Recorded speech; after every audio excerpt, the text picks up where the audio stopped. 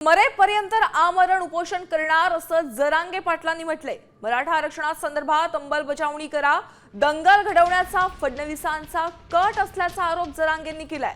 मनोज जरांगेंचा फडणवीसांवर हा गंभीर आरोप आहे। दंगल घडवण्याचा फडणवीसांचा कट असल्याचं मनोज जरांगे पाटील यांनी म्हटलंय।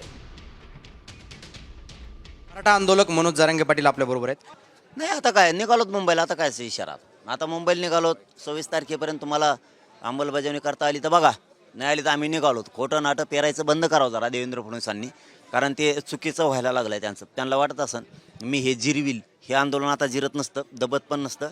तुम्ही हातानं सगळा वासुदेव करून घेऊ नका, कारण तुमची मनस्थिती आम्हाला दिसते की तुम्हाला 100% तुमचा कट आता तुम्ही शिजवलाय आणि यशस्वी करणार आहेत, तुम्ही दंगल करणार आहेत, हे सिद्ध व्हायला लागलं।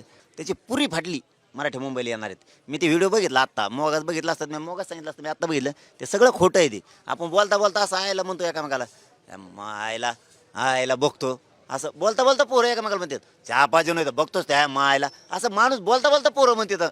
जी खेड्यातली भाषा आहे, तो राज्याचा प्रमुख आहे, तुपल्या आईसुद्धा या राज्याची प्रमुख आहे। आम्ही राज्याचे पोरं आहेत, लेकरं आहेत, शेतकऱ्याचे पोरं आहेत।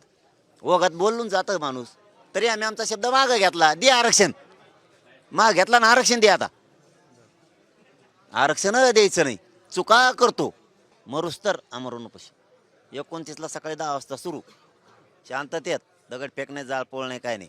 जी जाळपोळ आणि दगडफेक होईल ती देवेंद्र फडणवीसनी केली तेवढीच होईल, बाकी नाही होणार। देवेंद्र फडणवीसनी जेवढी दगडफेक आणि जाळपोळ केली तेवढीच होणार, बाकीचे नाही होणार। अक्षय शिंदे, साम टीव्ही न्यूज, अंतरवली, सराटी, जालना। आता isakal.com आहे देशातील नंबर 1 ची मराठी न्यूज वेबसाईट। प्रत्येक अपडेटसाठी isakal.com ला नक्की भेट द्या।